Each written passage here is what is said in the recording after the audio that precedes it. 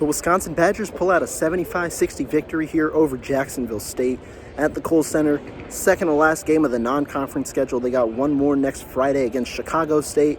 This one was an intriguing one. I mean, this one was not pretty necessarily, but the Badgers pull out a double-digit victory, still win by 15 points. And when you look at the efficiency numbers, the Badgers are still efficient. Averaged around 1.2 points per possession, close to there. Limited Jacksonville State to under 1 point per possession. It was pretty efficient, just, one of those grind-out games where you have to go over some slumps and things like that to ultimately pull it through. The good, Tyler Wall. He started off at 10 points early on. A really good game from him.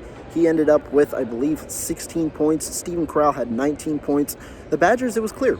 With the size advantage, your focus was going to be go down low and really muscle through and get either the free throw line or score points. And that's what the Badgers did with their two bigs. Both shot well over 50%. Wall, 7 of 12. Corral, 7 of 11.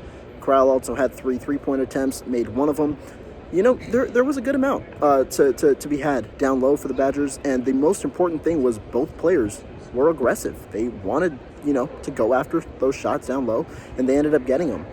On the guard play, you shot 5 of 16 from 3, but really thought A.J. Storr had a solid game. He understood that those three-pointers may not be as accessible, so he ends up in the second half driving a little bit, scores 13 points, shoots 50% from the field, 75% from two-point range. A good game from him. And then defensively, the Badgers, you're able to hold them down to under 1 point per possession. I think it was in the 0.92, somewhere around their range. That's what Wisconsin wants. If it's going to be a slow-paced game, you want to hold your opponents down. You want to hold them to low-scoring efforts, and then you ultimately want to win out a game like this. Wisconsin also had a lot of points, left on the board. They shot 19 of 28 from the free throw line. You add 9 points to the total, you're at 84 points. That's pretty darn good, margin overall.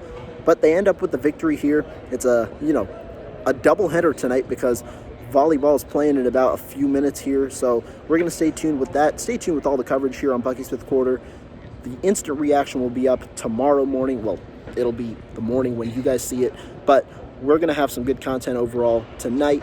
And so stay tuned and appreciate everybody for following along. We got a lot coming on.